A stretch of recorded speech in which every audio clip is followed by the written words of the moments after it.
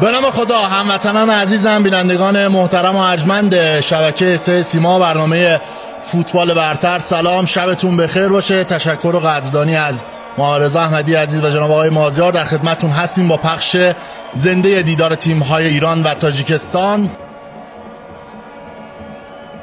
محمد محبی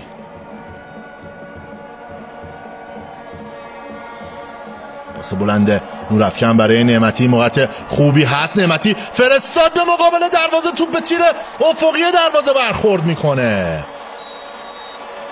البته قبلش هم اعلام آفساید شده بود.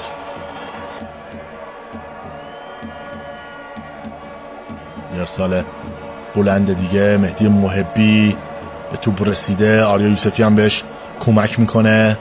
محمد قربانی میخواد شوت زنی بکنه یا نه، ضربش رو هم میزنه که توپ با اختلاف از کنار دروازه به بیرون میره.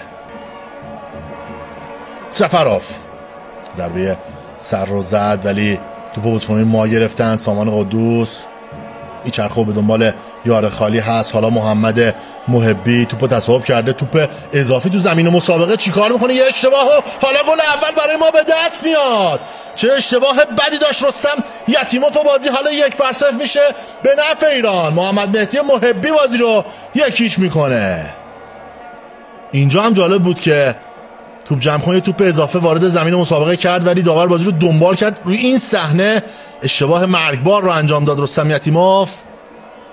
توپی که راحت میتونست در اختیار بگیره به این شکل از دستش در اومد و اونجا حاضر بود محمد مهدی محبی تا بتونه دروازه رو باز بکنه. 1-0 به نفع ایران.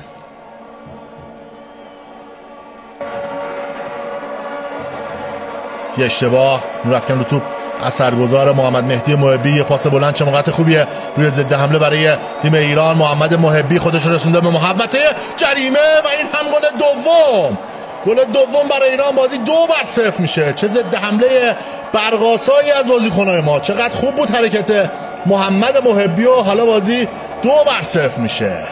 توپی که در اختیار بازیکنان ما قرار گرفت، چقدر خوب بود حرکت محمد محبی و مهدی طارمی که تو محوطه جریمه با حضورش فضا رو ایجاد کرد برای ادامه حرکت محمد محبی و این ضربه با بیرون پا.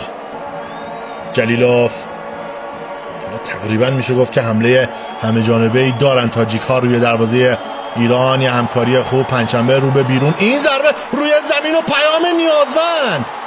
چه اشتباهی رو مرتکب شد. اعتقاد دارن هوادارا که توپ از خط رد شده ولی این گونه نیست و نیازمند توپو در اختیار داره و داور هم ثانیه شماری میکنه برای شروع مجدد کار. این اون حمله قبلیشون بود، این فضا داده شد بهشون. این ضربه در ادامه توپ کمونه کرد و در آستانه ورود توپ بود به دروازه که نیازمند توپو در آورد. این سر و صداها ظاهرا نشون میده که گل هم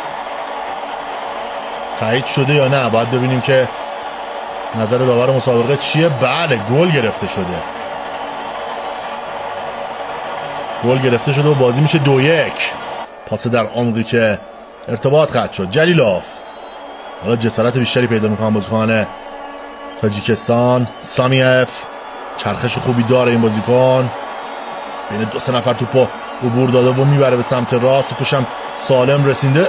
سفراف سوتش رو میزنه و حالا بالاخره میزنن و توپ با اختلاف خیلی زیادی هم به بیرون میره و سر و صداها هم میخوابه تو ورزشگاه. رو به عقب نورافکن، پاس بلندش فرار رامین رضاییان، کنترل این بازیکن. وحدت‌النور تک زده، مهدی طارمی میچرخه و شرطی که علیپور درخواست توپ میکنه.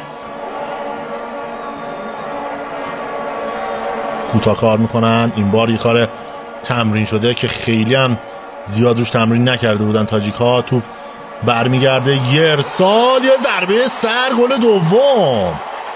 گل دوم برای تاجیکستان. مدافع پیشتاخته 13-14 دقیقه پایانی که کاملا دیگه امید داره تاجیکستان برای اینکه بخواد گل برتری رو هم بزنه. ارسالی که انجام شد تعلل نیازمند برای خروج از دروازه. آشفتگی خط دفاعی ما، اون شکافی که بین آقاسی و رامین رضاییان بود و جایگیری خوبه برای تاجیکستان و ضربه سری که میزنه و بازی 2-2 مساوی میشه. قصد اینو دارن که تو این لحظات یه مقدار اوضاع رو تحت کنترل مدیریت خودشون بیارن. پاس خوبه جهانبخش نعمتی روی زمین، یه موقعیت شوت زنی برای طارمی، مجددا خودش میزنه و توپو در اختیار میگیره یتیموف. کار جریان افتاده و ضربه سر حزباوی مدافع پیش تاخته ما از کنار دروازه به بیرون میره و این هم سوت پایان مسابقه، تساوی 2-2 ایران و تاجیکستان.